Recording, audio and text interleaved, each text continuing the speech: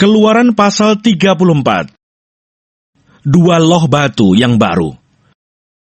Berfirmanlah Tuhan kepada Musa, "Pahatlah dua loh batu sama dengan yang mula-mula. Maka aku akan menulis pada loh itu segala firman yang ada pada loh yang mula-mula yang telah kau pecahkan. Bersiaplah menjelang pagi dan naiklah pada waktu pagi ke atas gunung Sinai. Berdirilah di sana menghadap aku di puncak gunung itu.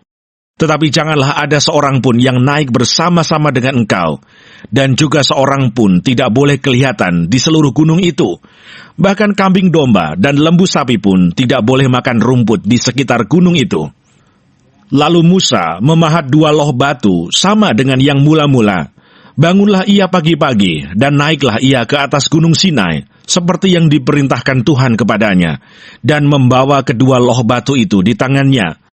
Turunlah Tuhan dalam awan, lalu berdiri di sana dekat Musa serta menyerukan nama Tuhan.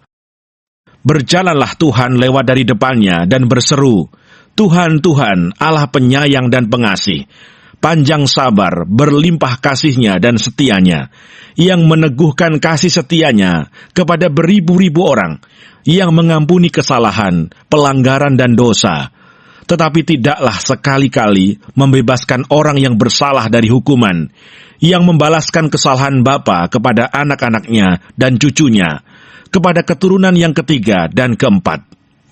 Segeralah Musa berlutut ke tanah, lalu sujud menyembah serta berkata, "Jika aku telah mendapat kasih karunia di hadapan-Mu, ya Tuhan, berjalanlah kiranya Tuhan di tengah-tengah kami, sekalipun bangsa ini suatu bangsa yang tegar tengkuk. Tetapi ampunilah kesalahan dan dosa kami, ambillah kami menjadi milik-Mu." Firman-Nya, "Sungguh, aku mengadakan suatu perjanjian di depan seluruh bangsa-Mu ini, akan kulakukan perbuatan-perbuatan yang ajaib, seperti yang belum pernah dijadikan di seluruh bumi di antara segala bangsa. Seluruh bangsa yang di tengah-tengahnya engkau diam, akan melihat perbuatan Tuhan. Sebab apa yang akan kulakukan dengan engkau sungguh-sungguh dahsyat. Tetapi engkau berpeganglah pada yang kuperintahkan kepadamu pada hari ini.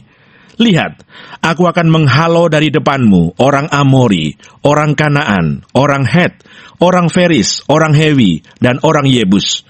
Berawas-awaslah, janganlah kau adakan perjanjian dengan penduduk negeri yang kau datangi itu, supaya jangan mereka menjadi jerat bagimu di tengah-tengahmu. Sebaliknya, mesbah-mesbah mereka haruslah kamu rubuhkan, tugu-tugu berhala mereka kamu remukkan, dan tiang-tiang berhala mereka kamu tebang. Sebab janganlah engkau sujud menyembah kepada Allah lain, karena Tuhan yang namanya cemburuan adalah Allah yang cemburu. Janganlah engkau sampai mengadakan perjanjian dengan penduduk negeri itu, apabila mereka berzina dengan mengikuti Allah mereka, dan mempersembahkan korban kepada Allah mereka. Maka mereka akan mengundang engkau, dan engkau akan ikut makan korban sembelihan mereka.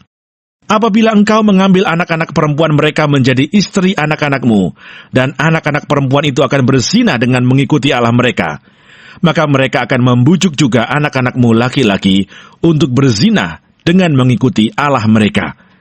Janganlah kau buat bagimu Allah tuangan. Hari raya roti tidak beragi haruslah kau pelihara. 7 hari lamanya engkau harus makan roti yang tidak beragi, seperti yang kuperintahkan kepadamu pada waktu yang ditetapkan dalam bulan Abib. Sebab dalam bulan Abib itulah engkau keluar dari Mesir. Segala apa yang lahir terdahulu dari kandungan, akulah yang empunya. Juga segala ternakmu yang jantan, anak yang lahir terdahulu dari lembu atau domba. Tetapi anak yang lahir terdahulu dari keledai, haruslah kau tebus dengan seekor domba. Jika tidak kau tebus, haruslah kau patahkan batang lehernya. Setiap yang sulung dari antara anak-anakmu, haruslah kau tebus, dan janganlah orang menghadap ke hadiratku dengan tangan hampa. 6 harilah lamanya engkau bekerja, tetapi pada hari yang ke-7, haruslah engkau berhenti, dan dalam musim membajak dan musim menuai, haruslah engkau memelihara hari perhentian juga. Hari raya 7 minggu, yakni hari raya buah bungaran dari penuaian gandum, haruslah kau rayakan.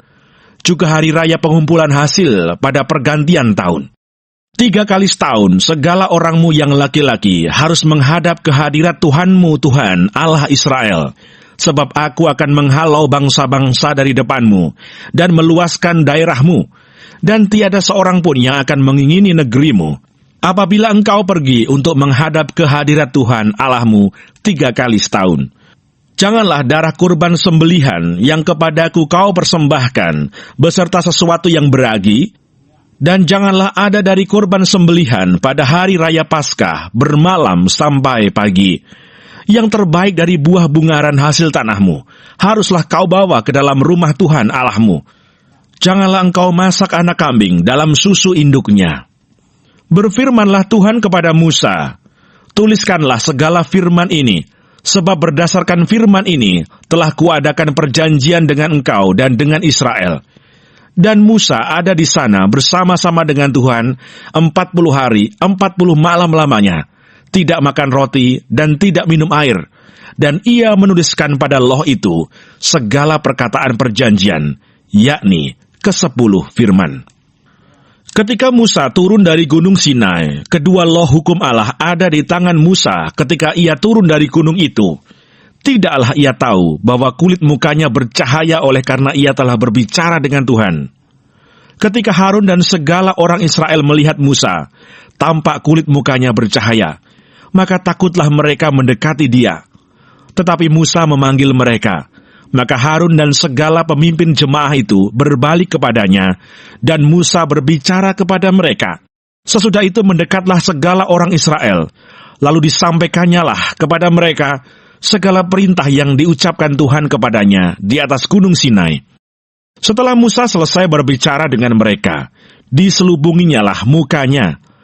Tetapi apabila Musa masuk menghadap Tuhan untuk berbicara dengan dia, ditanggalkannya lah selubung itu sampai ia keluar, dan apabila ia keluar, dikatakannya lah kepada orang Israel apa yang diperintahkan kepadanya. Apabila orang Israel melihat muka Musa, bahwa kulit muka Musa bercahaya, maka Musa menyelubungi mukanya kembali, sampai ia masuk menghadap untuk berbicara dengan Tuhan.